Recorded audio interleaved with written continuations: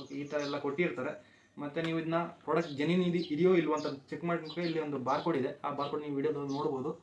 ಈ ಬಾರ್ಕೋಡನ್ನು ನೀವು ಸ್ಕ್ಯಾನ್ ಮಾಡಿದಲ್ಲಿ ಅದು ತೋರಿಸುತ್ತೆ ಎಪ್ಸನ್ ಅವರೇ ಬಾರ್ಕೋಡ್ ಆಗಿರೋಂಥದ್ದು. ಇದು ಜೆನ್ಯೂನ್ ಪ್ರಾಡಕ್ಟ್ ಇಲ್ವಾ ಇದೆಯಾ ನೀವು ವಿಡಿಯೋದಲ್ಲಿ ನೋಡ್ತಾ ಇದ್ದೀರಾ. ಇದರೊಂದು ಸೀಲ್ ಇದೆ. ಇದು ಯಾವ ರೀತಿ ಓಪನ್ ಮಾಡಬೇಕು ಅನ್ನೋದನ್ನ ಇಲ್ಲಿ ಆರೋ ಇದನ್ನು ಹಿಂಗೆ ಎಳೆಯಬೇಕು.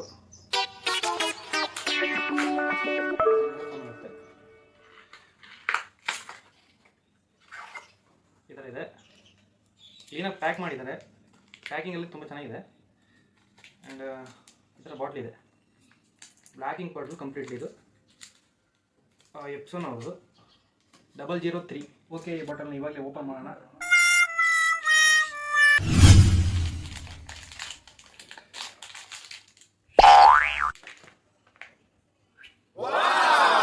ಎಪ್ಸೋನ್ 003